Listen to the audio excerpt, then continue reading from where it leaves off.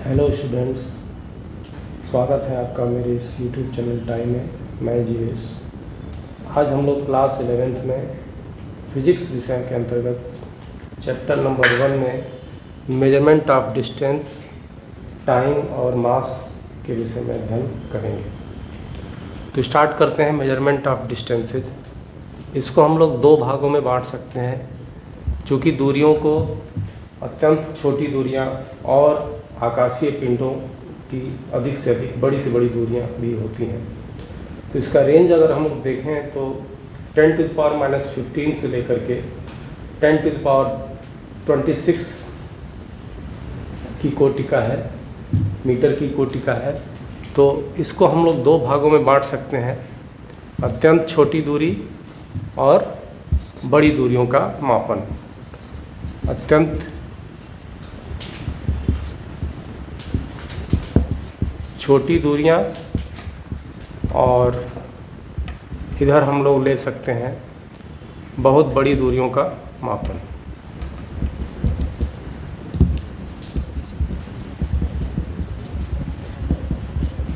अत्यंत छोटी दूरियों को प्रत्यक्ष और अप्रत्यक्ष रूप से मापा जाता है। प्रत्यक्ष रूप में हम लोग ऑपरेटस इस्तेमाल करते हैं और उस ऑपरेटस या इंस्ट्रूमेंट की सहायता से दूरियों को मापते हैं। अप्रत्यक्ष मेथड में हम लोग अप्रत्यक्ष मेथड से भी इसको हम दूरियों को, मॉलिक्यूल्स के साइज को, रेडियस को, परमाणु के साइज को, आकार को हम लोग इसको माप सकते हैं। तो पहले हम लोग प्रत्यक्ष विधि लेते हैं। प्रत्यक्ष विधि के अंतर्गत जिन इंस्ट्रूमेंट का इस्तेमाल या जिस मापक यंत्र का इस्तेमाल हम लोग करते हैं, उससे किस कोटि की दूरियों को हम लोग माप पाते हैं, इसके विषय में जानने का प्रयास करते हैं। यदि मीटर स्केल हम लोग लेते हैं, मीटर स्केल लिए और मीटर स्केल से हम यदि कोई दूरी मापना चाहें, छोटी से छोटी दूरी, तो हम लोग जानते हैं कि इसका जो लीस्ट काउंट है वो 1 mm होता है, अर्थात यह 10⁻³ मीटर की कोटि की दूरी को माप पाता है। इससे छोटी दूरी यदि हमारे सामने हो तो हम इसको माप नहीं पाते हैं। तो फिर आता है वर्नियर कैलिपर्स। वर्नियर कैलिपर्स की सहायता से हम लोग 0.1 सेंटीमीटर, 0.1 mm यानी कि 10⁻⁴ मीटर की कोटि की दूरी को हम लोग माप पाते हैं। इससे छोटी दूरी को नहीं माप पाएंगे। इसके बाद हम लोग स्क्रू गेज की सहायता से दूरियों को मापते हैं, और जो स्क्रू गेज है उसका लीस्ट काउंट होता है 0.01 mm, यानी कि हम लोग इससे 10⁻⁵ मीटर की दूरी को माप पाते हैं। 10⁻⁵ मीटर दूरी। इसके बाद हम लोग सूक्ष्मदर्शी का इस्तेमाल करते हैं। ऑप्टिकल सूक्ष्मदर्शी, प्रकाशिक सूक्ष्मदर्शी, या ऑप्टिकल माइक्रोस्कोप।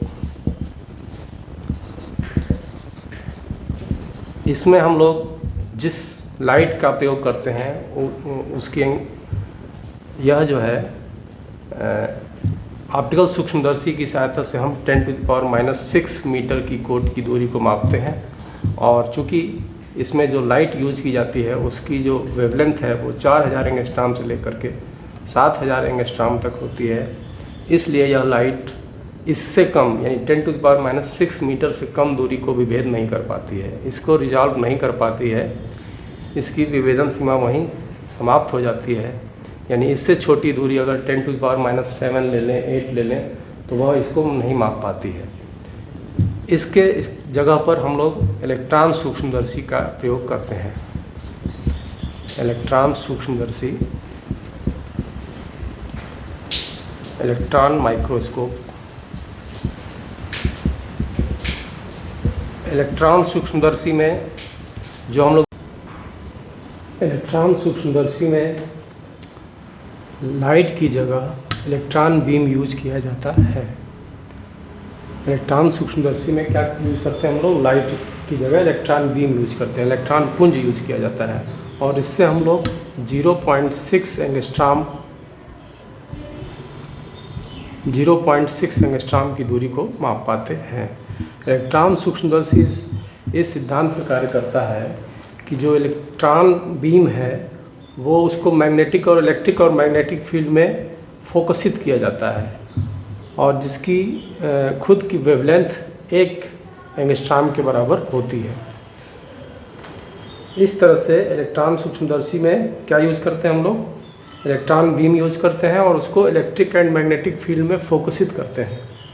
इसको फोकसित करने के बाद चूँकि इलेक्ट्रॉन भी तरंग की भांति व्यवहार करता है, वेव की भांति व्यवहार करता है, तो इससे हम लोग 1 एंगस्ट्रॉम, इसकी वेवलेंथ 1 एंगस्ट्रॉम होती है और 0.6 एंगस्ट्रॉम के बराबर हम लोग इस दूरी को माप पाते हैं। तो इलेक्ट्रॉन सूक्ष्मदर्शी से हम लोग एटम्स या मॉलिक्यूल की साइज को माप पाते हैं। आजकल सुरंगन सूक्ष्मदर्शी भी प्रयोग की जाती है। सुरंगन सूक्ष्मदर्शी, जिसको कि हम लोग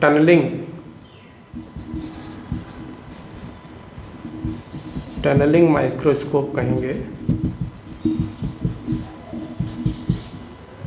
टनलिंग माइक्रोस्कोप की सहायता से भी एटम्स की साइज को हम लोग माप पाते हैं।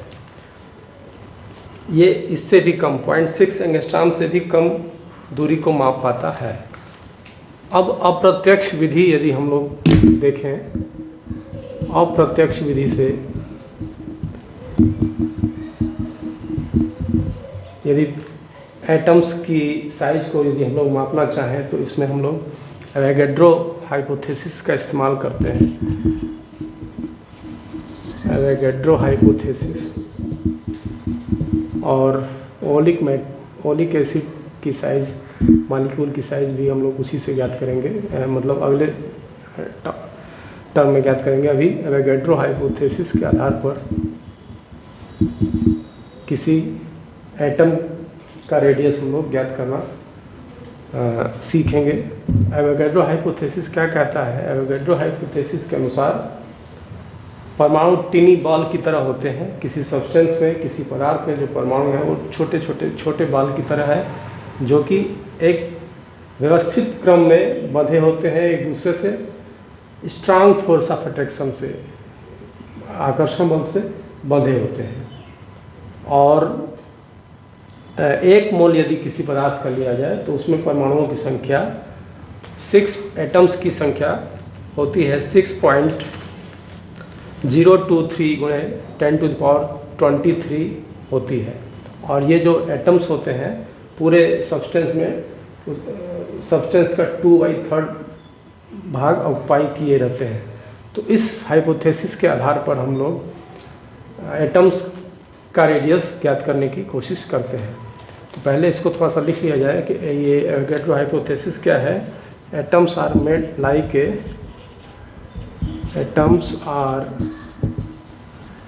ए टिनी बॉल, टिनी बॉल की तरह होते हैं। और क्या करते हैं? And in a substance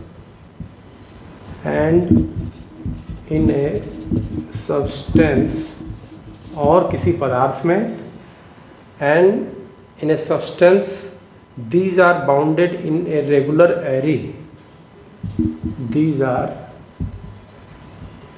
bounded in a regular array due to force of attraction, due to strong attraction force, due to strong attraction force, and और क्या, ये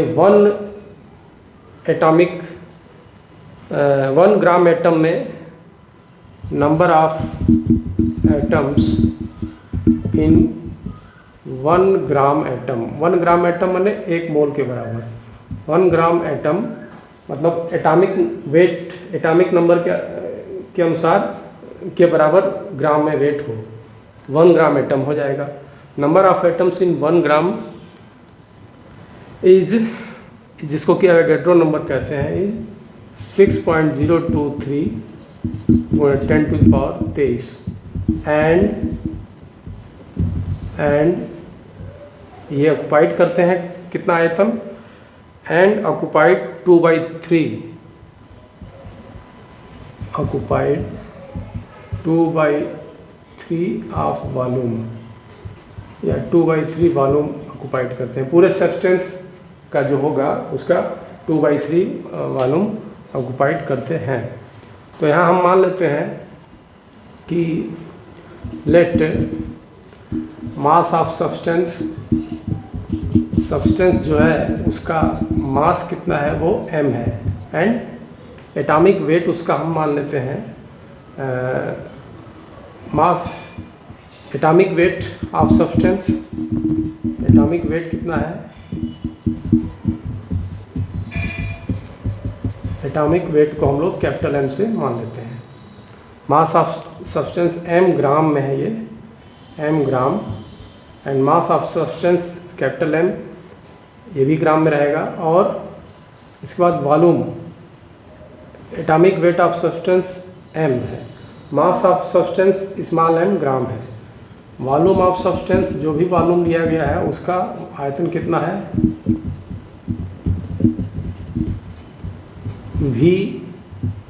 v है, और Avogadro number, Avogadro number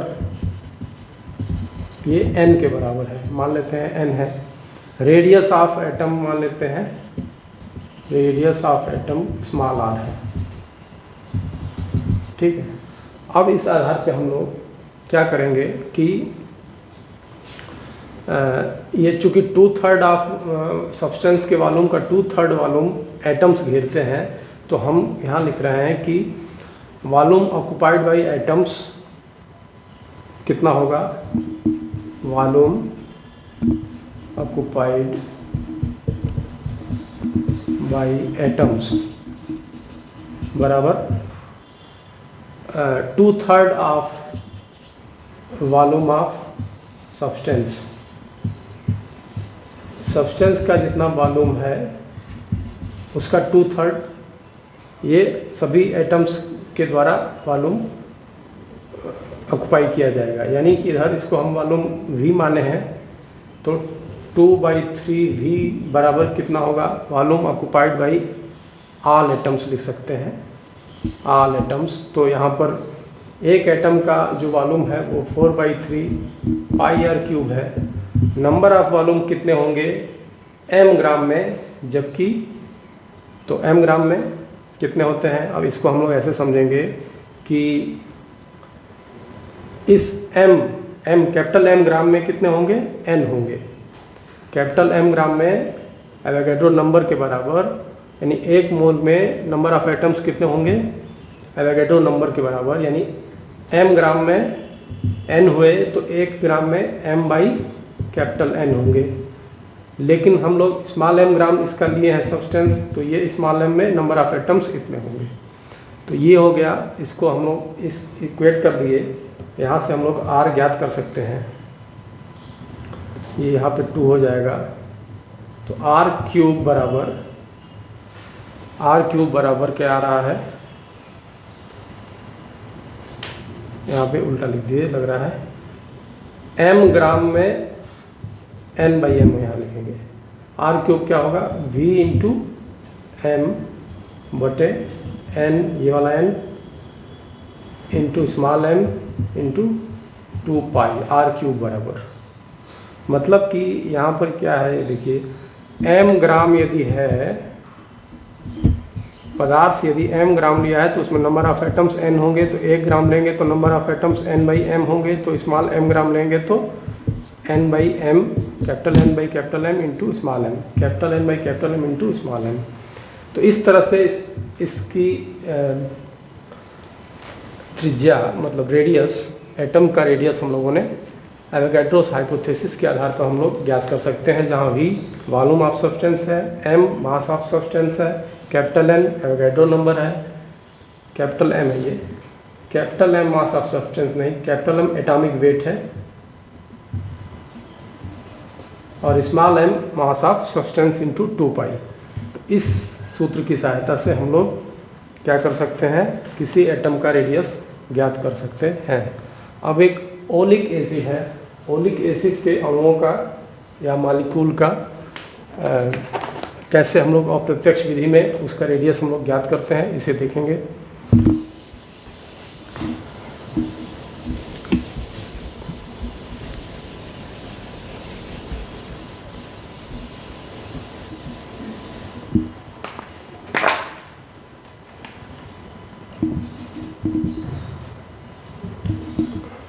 oleic acid की सहायता से हम लोग ओलिक एसिड का हम लोग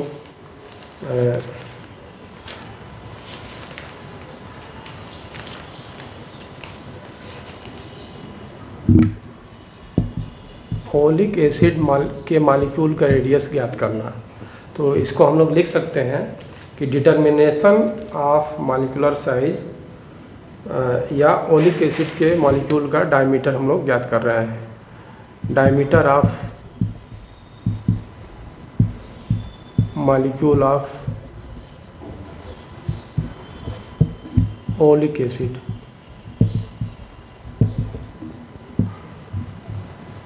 ओलिक एसिड के मॉलिक्यूल का डायमीटर हमको ज्ञात करना है। अप्रत्यक्ष विधि है, छोटी दूरी मापने की अप्रत्यक्ष विधि। इसमें हम लोग क्या करते हैं कि इसमें कई स्टेप्स में इस ओलिक एसिड के प्रयोग को इसको करना है। तो स्टेप्स यहाँ पे हम लोग फॉलो करते हैं। पहला स्टेप अगर हम लोग देखें तो ओलिक एसिड की सांद्रता का निर्धारण करते हैं। ठीक है, ओलिक एसिड की सांद्रता का निर्धारण। ओलिक एसिड की सांद्रता का निर्धारण कर देंगे। मतलब पहला स्टेप हम सबसे पहले क्या करते हैं कि ओलिक एसिड लेते हैं, उसकी सांद्रता का निर्धारण करते हैं। एक तरह से कैसे सांद्रता निर्धारित की जाती है, उसकी सांद्रता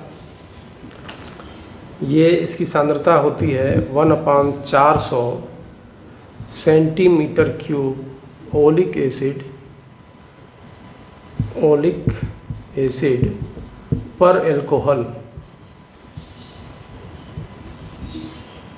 मतलब कि 400 घन सेंटीमीटर एल्कोहल में 1 घन centimetre 1 cubic centimetre oleic acid होता है। ओलिक एसिड के कंसंट्रेशन को इस तरह निर्धारित किया जाएगा कि उसका जो कंसंट्रेशन होगा वो 1/400 सेंटीमीटर क्यूब ओलिक एसिड पर एल्कोहल होगा। यानी कि एल्कोहल यदि 400 सेंटीमीटर क्यूब है तो उसमें ओलिक एसिड 1 सेंटीमीटर क्यूब होगा। तो इसके लिए क्या करते हैं, फिर इसके लिए 2 स्टेप्स लेते हैं कि 20 centimetre cube 20 cubic centimetre 20 centimetre cube कह सकते हैं, 20 सेंटीमीटर क्यूब एल्कोहल लेते हैं और उसमें 1 सेंटीमीटर क्यूब ओलिक एसिड डाल देते हैं। 20 सेंटीमीटर क्यूब एल्कोहल में 1 सेंटीमीटर क्यूब ओलिक एसिड डालते हैं और घोल बना लेते हैं। अब इस घोल को में से 1 सेंटीमीटर क्यूब घोल लेते हैं और फिर उसे 20 घन सेंटीमीटर क्यूब एल्कोहल में डाल देते हैं। यानी कि यह जो घोल बना इसमें से पहले 1 घन सेंटीमीटर इस घोल को लेंगे और इस घोल को 1 घन सेंटीमीटर जिस घोल को लिए हैं इसको 20 घन सेंटीमीटर एल्कोहल में फिर डालते हैं। तो ये 2 स्टेप में हम चलते हैं। इस घोल का 1 सेंटीमीटर क्यूब लेकर 20 सेंटीमीटर क्यूब एल्कोहल में घोल बनाते हैं। ठीक है, तो अब इस तरह से ये जो एल्कोहल है इसकी सांद्रता, ये जो घोल है इसकी सांद्रता कितनी हो जाती है, तब इसकी सांद्रता 1/400 सेंटीमीटर क्यूब ओलिक एसिड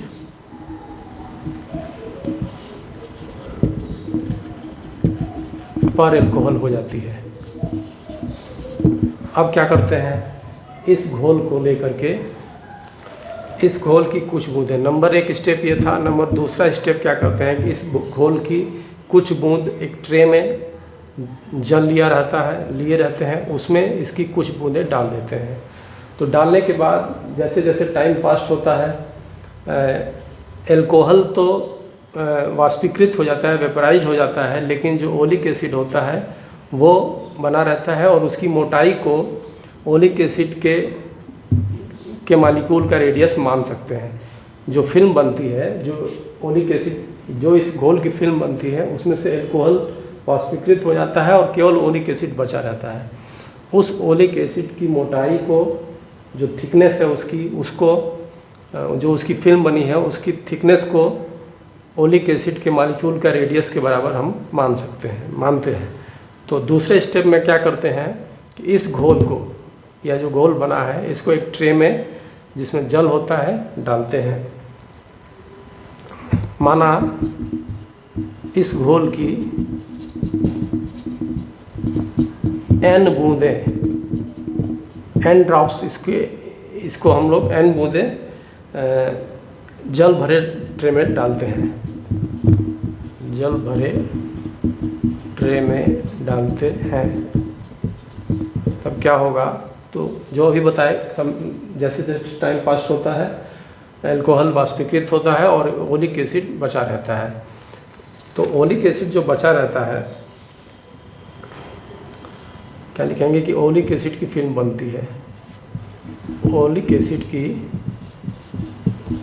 जल में फिल्म बनती है। फिर थर्ड स्टेप में क्या करते हैं कि ग्राफ, यह मानते हुए कि ओलिक एसिड के फिल्म की मोटाई, ओलिक एसिड की फिल्म की, ओलिक एसिड की फिल्म की मोटाई, थिकनेस लिख सकते हैं। फिल्म की थिकनेस क्या करती है, ओलिक एसिड के फिल्म की थिकनेस इसके मॉलिक्यूल का रेडियस के बराबर होती है। इसके मॉलिक्यूल के रेडियस के बराबर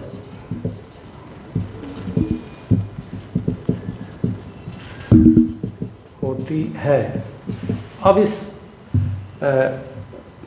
इस फिल्म को, जो जल में फिल्म बनी है जिसमें से केवल ओलिक एसिड बचा है, हालांकि जो घोल बना था वो शुरू में डाला गया था, लेकिन बाद में जब केवल ओलिक एसिड बचता है तो इस फिल्म की क्या करते हैं, इसका ग्राफ पेपर की सहायता से इसका क्षेत्रफल मापते हैं।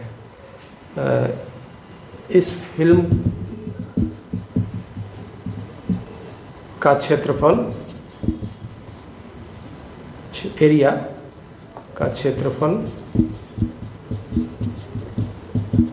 ग्राफ पेपर की सहायता से मापते हैं।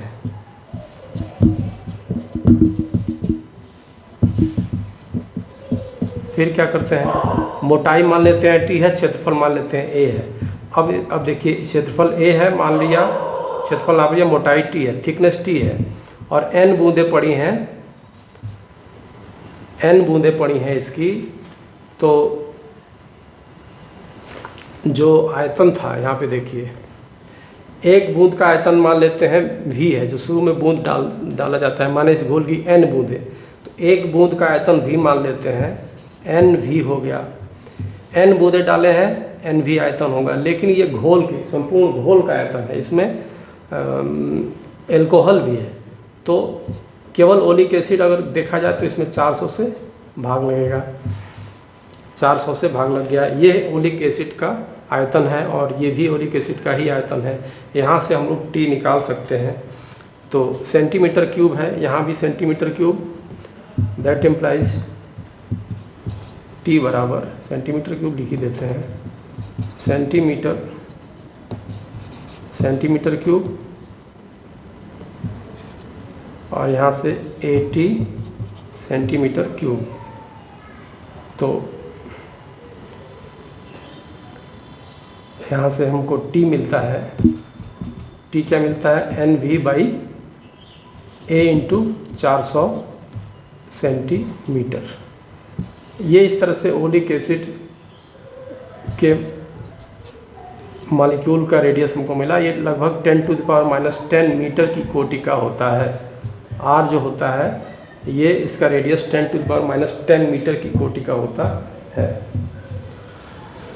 तो अप्रत्यक्ष विधि से हम लोगों ने छोटी दूरियों को नापा। अब हम लोग बड़ी दूरियों का मापन कैसे करते हैं इसको जानने का प्रयास करेंगे। बड़ी दूरियों का मापन, मेजरमेंट ऑफ लॉन्ग डिस्टेंसेस।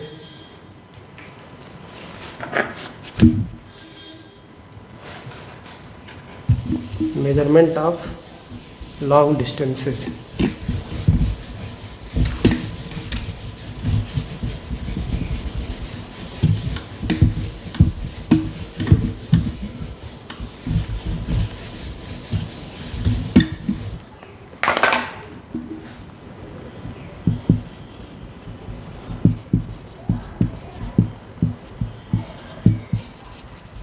आकाशीय पिंडों की दूरियां कैसे हम लोग मापते हैं इसे देखा जाए। Measurement of long distances method है लंबन विधि, जिसको पैरेलैक्स मेथड कहा जाता है। लंबन विधि।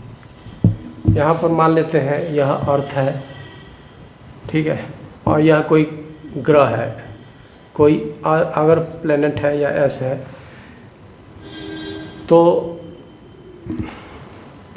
ए और बी 2 पॉइंट्स हो गए। अभी इसको बता है यहाँ से ये ऐसे, ये पैरेलैक्स मेथड है क्या, इसको हम लोग अभी समझेंगे।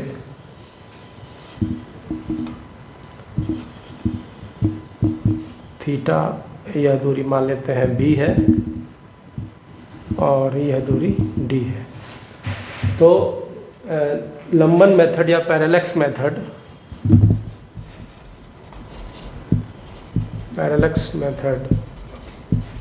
पैरेलैक्स मेथड की सहायता से पृथ्वी से, अर्थ से किसी ग्रह की दूरी को या हम लोग मापते हैं। ऐसे हमारा सामान्य सा अनुभव है, जब हम किसी वस्तु को अपनी आँखों के सामने रख करके केवल एक आँख से देखते हैं तो उसकी स्थिति, और फिर जब दूसरी आँख से देखते हैं, एक आँख बंद करके फिर दूसरी आँख से देखते हैं, तो दोनों बार उसकी स्थितियों में अंतर आता है। मतलब कि यही अंतर क्या होता है, लंबन कहलाता है। इस विधि का प्रयोग करके हम लोग प्लैनेट की दूरी को मापते हैं। जैसे यदि हम लोग यहाँ से देख रहे हैं इस वस्तु को, एक आँख से देखे तो यहाँ दिखाई दी, और दूसरी आँख से देखे तो मान लीजिए यहाँ दिखाई दी। यहाँ एक आँख बंद करके एक आँख से केवल देखे तो यहाँ दिखाई दी, फिर दूसरी आँख बंद करके पहली आँख बंद करके दूसरी आँख से देखे तो यहाँ दिखाई दी। यानी कि यह जो अंतर है, इसकी स्थिति का अंतर है, यही क्या कहलाएगा, बेस कहलाता है, बेसिस कहलाता है। यही लंबन विधि है। इस विधि का प्रयोग करके हम लोग इसको, यहाँ पर ये बेसिस है, देखिए इस बी को बेसिस कहेंगे, और इस थीटा को पैरेलैक्स एंगल कहते हैं। पैरेलैक्स एंगल, इसमें क्या होता है कि अर्थ सरफेस पे दो वेधशाला एक ही समय में, दो वेधशालाओं से किसी उसकी स्थिति को देखा जाता है। मान लीजिए एक वेधशाला ए है और दूसरा बी है, अर्थ है ये। इस अर्थ से एस को देखा गया तो देखने का जो डायरेक्शन है, यानी जो ऑब्जर्वेशन का जो डायरेक्शन, प्रेक्षण का जो डायरेक्शन है वो इधर है। इसी तरह से इस बी से जब देखा गया, ठीक उसी समय जब बी बिंदु से देखा गया, बी पॉइंट से, बी वेधशाला से देखा गया, तो उसका डायरेक्शन इधर को है, ये एस को ही। तो इन डायरेक्शन के बीच में बनने वाला कोण, यदि यह थीटा है तो ये भी थीटा होगा। यह कोण, यह जो एंगल है वो पैरेलैक्स एंगल कहलाता है। तो चूँकि अर्थ और प्लैनेट के बीच की दूरी बहुत ज़्यादा होती है, इसलिए ये b/d is very less than 1 होगा। यह b जो दूरी है, बेसिस इसको कहते हैं, यह दूरी, और ये d को रेडियस हम मान सकते हैं। जब बहुत दूरी होती है तो इसका अंतर वेरी लेस देन 1 होता है। अब क्या करते हैं कि S को सेंटर मान करके, S को सेंटर मानकर D रेडियस का, S को सेंटर मानकर D रेडियस का एक सर्किल खींचते हैं।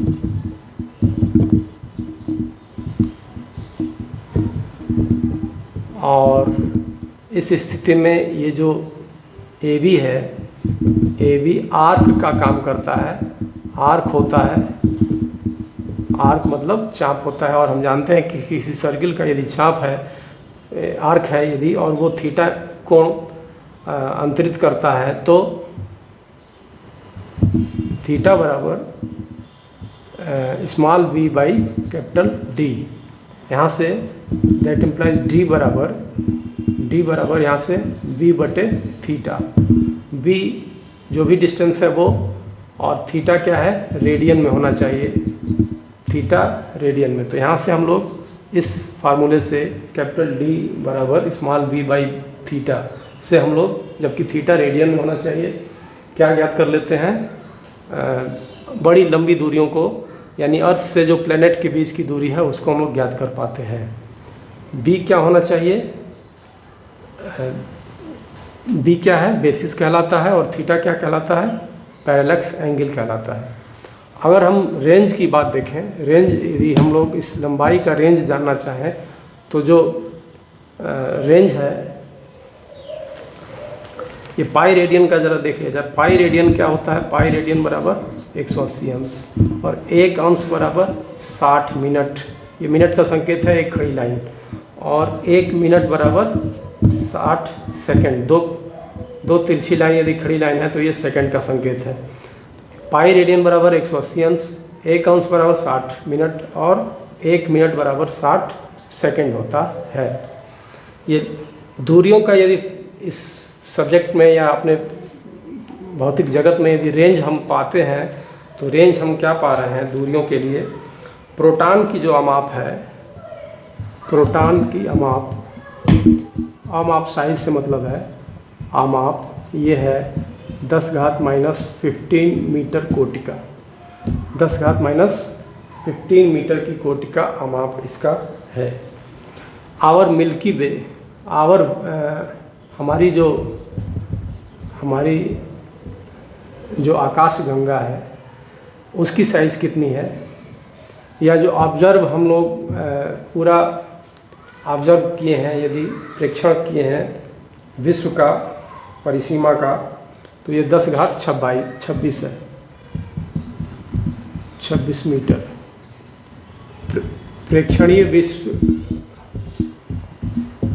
की, विश्व या ब्रह्मांड कहेंगे, प्रेक्षणीय ब्रह्मांड की परिसीमा, प्रेक्षणीय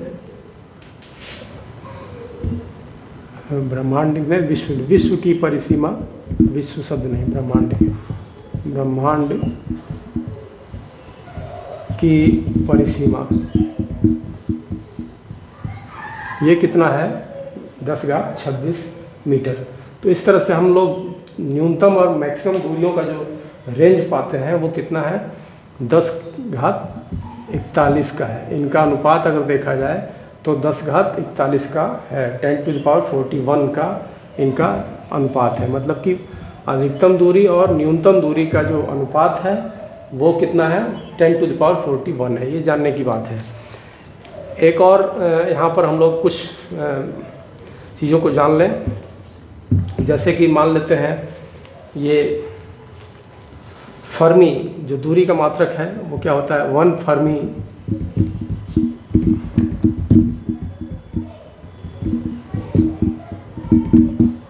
एक फर्मी जो है 10⁻−15 मीटर के बराबर होता है। एक फर्मी किसके बराबर, 10⁻−15 मीटर। चाहे केवल F लिखें, चाहे F इस तरह से लिख सकते हैं। एस्ट्रोनॉमिकल यूनिट क्या होता है, एक खगोलीय मात्रक। एक एस्ट्रोनॉमिकल यूनिट। 1 एस्ट्रोनॉमिकल यूनिट क्या होता है? ये होता है सूर्य से पृथ्वी की औसत दूरी, average distance of sun from earth. Average distance of sun from earth, इसको कहते हैं 1 एस्ट्रोनॉमिकल यूनिट, एक खगोलीय मात्रक। और यह किसके बराबर होता है? 1.496 गुणे 10 घात 11 मीटर, 10 घात 11 मीटर होता है। और एक लाइट ईयर हम लोग जानते हैं, 1 लाइट ईयर कितना होता है? 1 लाइट ईयर प्रकाश द्वारा 1 वर्ष में चली गई दूरी 1 लाइट ईयर कहलाती है। यह अगर देखा जाए तो 9.46 गुणे 10⁻15 मीटर होगा। मीटर के बाद बिंदी लग जाता है, ये नहीं लगाना चाहिए। यहाँ भी जो पॉइंट्स लगाने का तरीका सही नहीं है। ये 9.46 गुणे 10⁻15 मीटर। और एक पारसेक क्या होता है? एक पारसेक भी दूरी का मात्रक है। यह क्या है? वह दूरी जिस पर पृथ्वी की कक्षा की औसत त्रिज्या 1 आर्क सेकेंड का कोण बनाती है, वह दूरी है। एक पारसेक वह दूरी है जो पृथ्वी की कक्षा की औसत त्रिज्या, मतलब पृथ्वी की जो भी कक्षा है उसकी जो औसत त्रिज्या है वह 1 आर्क सेकेंड। मान लीजिए यह पृथ्वी है और यह इसकी कक्षा है, मतलब ऐसे ये सन है और सन के चारों तरफ पृथ्वी घूम रही है, ये इसकी कक्षा है। तो इसकी औसत त्रिज्या, अगर ये मान लेते हैं औसत त्रिज्या हुई, और कहीं यहाँ अंतरित करेगी ये रेडियस आगे, अगर इसको ऐसे देखा जाए ये एंगल, तो यह एंगल जो अंतरित करने का कोण है, मतलब कि औसत त्रिज्या जो कोण सबटेंड करती है, जो एंगल सबटेंड करती है इस बिंदु पर, तो वह जो दूरी होगी वो 1 पारसेक होती है। 1 पारसेक कितने के बराबर है? 1 पारसेक है 3.08 गुणे 10 घात 16 मीटर। 3.08 गुणे 10 की घात 16 मीटर। तो 1 पारसेक क्या है? औसत mean radius of earth which subtend an angle at the distance, then the distance is called parsec, then that distance from earth is called parsec। 1 parsec वो है दूरी जिसमें पृथ्वी की कक्षा की औसत त्रिज्या उस बिंदु पर 1 आर्क सेकेंड का कोण अंतरित करती है। यानी ये जो एंगल होगा वो यदि 1 सेकेंड है तो इसको हम लोग कहेंगे, उस दूरी को, यहाँ से उस बिंदु तक की दूरी को, उस पॉइंट तक की दूरी को क्या कहते हैं? 1 पारसेक कहते हैं। तो इस तरह से ये दूरियों के विषय में हम लोगों ने मापन पढ़ा। अब मास और सेकंड का टाइम का मापन हम लोग पढ़ेंगे।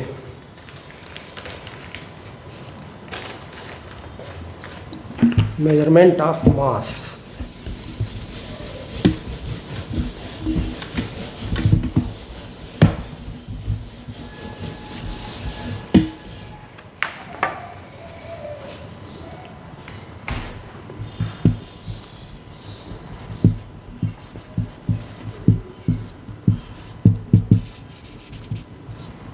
मास क्या है? द्रव्यमान। इसके विषय में हम लोग ये लिखते हैं कि mass is a basic property of matter. Mass is a basic property of matter.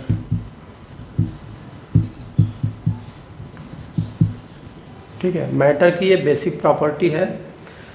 It does not depends on temperature, pressure and और location. It does not depend temperature,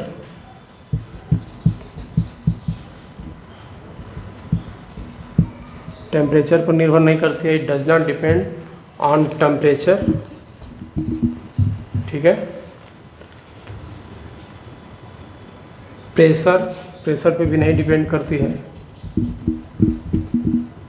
और लोकेशन पर भी नहीं, of the object in space, और location of the object in space में कहीं भी object मतलब वस्तु हो, उसका जो मास है ये इन चीज़ों पर निर्भर नहीं करता है, ना टेम्परेचर या प्रेशर पर निर्भर नहीं करता है। तो SI यूनिट तो हम लोग जान चुके हैं कि ये SI यूनिट इस मास की किलोग्राम है। लेकिन जब हम छोटी मॉलिक्यूल्स जैसे एटम्स का मास यदि हमको जानना होता है तो किलोग्राम वो नहीं यूज होता है, बल्कि उसकी जगह पर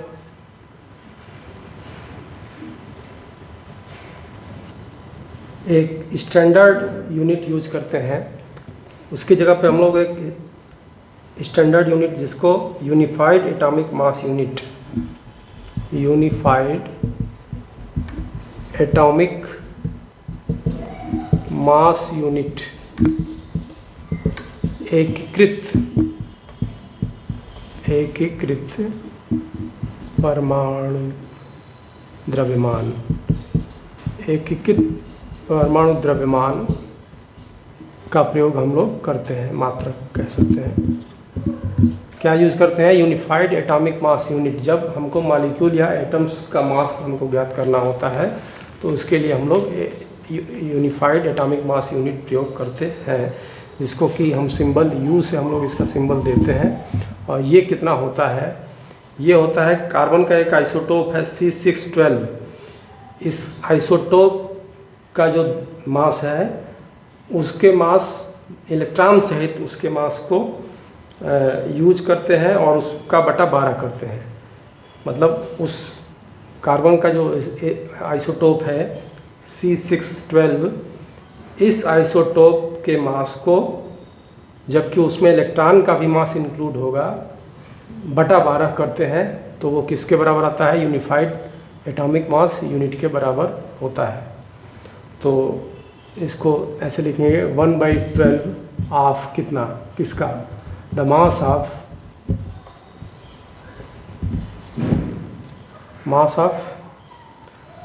an atom of carbon 12, an atom of carbon 12 isotope है ये C612, ऐसे लिख सकते हैं 6C12, including the mass of electron, including the mass of electron. मतलब कि 6C12 एटम का जो मास है, जो कि उसमें इलेक्ट्रॉन भी का मास भी इंक्लूड होगा, उसके मास का 1/12 यूनिफाइड एटॉमिक मास होता है। और ये किलोग्राम में यदि देखा जाए तो कितना होता है? 1.66 10⁻⁻27 kg होता है ये यूनिफाइड एटॉमिक मास। यहाँ इसका रेंज यदि हम लोग देखें, मास का रेंज हम लोग को क्या मिल रहा है? मास का रेंज, इलेक्ट्रॉन का मास यदि हम लोग देखें, इलेक्ट्रॉन का मास, ये भी इलेक्ट्रॉन का मास 10⁻⁻30 kg मिलेगा। और पूरे ऑब्जर्वेबल यूनिवर्स का मास यदि हम लोग देखें, यूनिवर्स, इसका मास हमको 10⁻55 मिलता है, 10⁻55 kg मिलता है। तो इनका रेंज देख सकते हैं कि ये न्यूनतम मास है, ये मैक्सिमम मास हमको ऑब्जर्व अब तक हम लोग किए हैं। तो मास का जो छोटे छोटे मास, मतलब मॉलिक्यूल और एटम्स के मास को हम लोग यूनिफाइड एटॉमिक मास यूनिट से मापते हैं। अब हम लोग टाइम का मेजरमेंट कैसे करते हैं, इसको जब देखा जाए। Measurement of time. तो टाइम का जाहिर सी बात है हम लोग इसको मेजर घड़ी की सहायता से करते हैं। तो घड़ी क्या होती है? The event which repeats itself, the event which, जो घटना, the event which repeat itself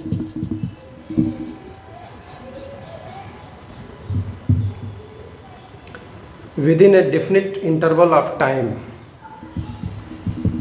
within a definite interval of time,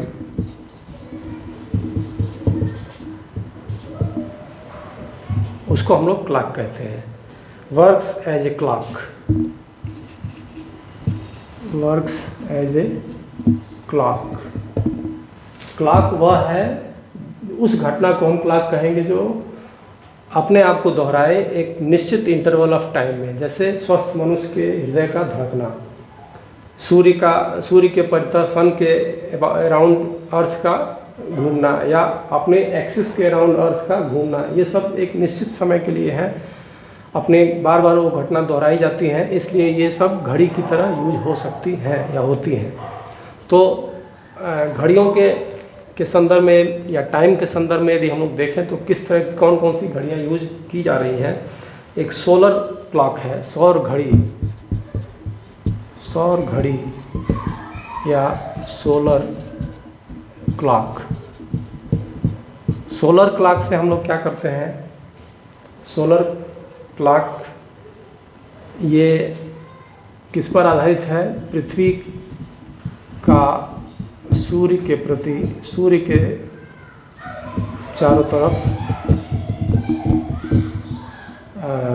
परिक्रमण पर आधारित है। मतलब इट्स बेस, इसका बेस क्या है? It's depend on the movement, revolution of या रोटेशन ऑफ अर्थ अराउंड सन।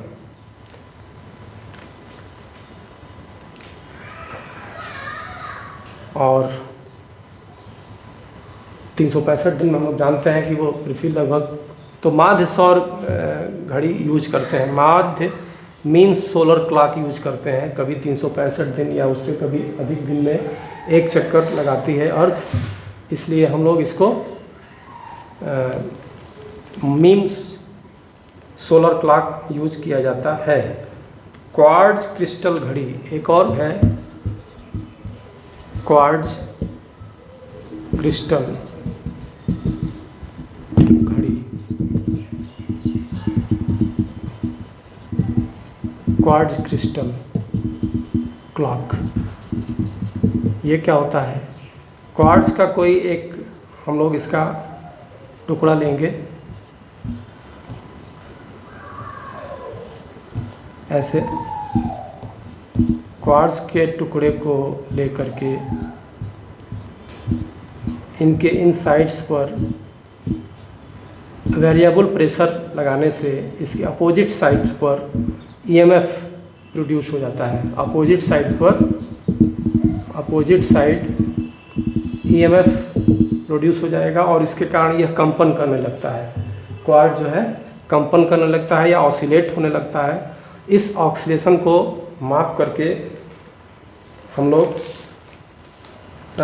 इसके ऑक्सीलेशन का जो समय है, जो टाइम है, वो एक घड़ी की तरह यूज करते हैं। तो इस तरह भी हम लोग इसको यूज, घड़ी और परमाणु क्लॉक है, एटॉमिक क्लॉक है। एटॉमिक क्लॉक परमाणुओं का जो, एटम्स का जो ऑक्सीलेशन है उसकी सहायता से हम लोग समय को मापते हैं। ऑक्सीलेशन ऑफ एटम्स, तो टाइम पीरियड होगा, जो भी ऑक्सीलेशन का टाइम पीरियड है उस टाइम पीरियड को क्या करते हैं? घड़ी की तरह यूज करते हैं। सीजियम क्लॉक यही है, सीजियम घड़ी जो आजकल है, एटॉमिक क्लॉक यूज होती है। मूल कणों का क्षय, decay of elementary particles,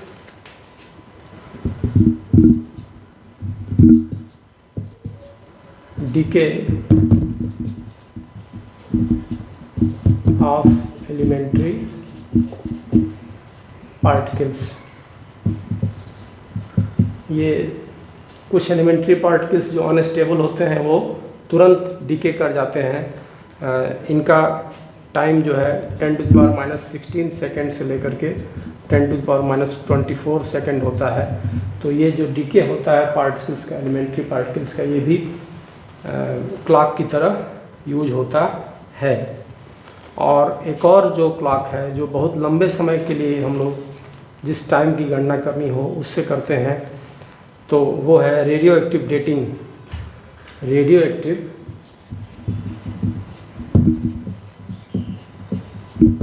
dating, इसमें रेडियो एक्टिव डेटिंग में क्या करते हैं हम लोग, कार्बन 14 C14 जो कि स्वतः डिकेड होता रहता है और इसका अर्ध आयुकाल, हाफ लाइफ पीरियड जो होता है वो कितना होता है, 10⁻17 सेकेंड। हाफ लाइफ पीरियड,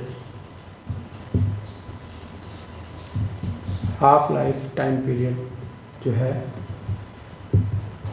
ये इसका है 10⁻17 सेकेंड। तो बहुत अधिक समय को जब मापना होता है तो इससे रेडियो एक्टिव डीके डेटिंग से हम लोग रेडियो एक्टिव डेटिंग से यूज करते हैं और टाइम को मापते हैं। तो इस तरह से हम लोगों ने measurement of distance, mass and time को समझा। इस पर जो कुछ सवाल यदि बनते हैं तो वो लंबी दूरियों के को मापने में जो पैरेलैक्स मेथड यूज़ किया गया है उससे, या जो ओलिक एसिड के मॉलिक्यूल का रेडियस मापने का जो सवाल बन सकता है उससे बन सकता है। तो ये सवाल है, बेसिक कॉन्सेप्ट आपके सामने है। तो अगले वीडियो में फिर हम लोग बात करेंगे।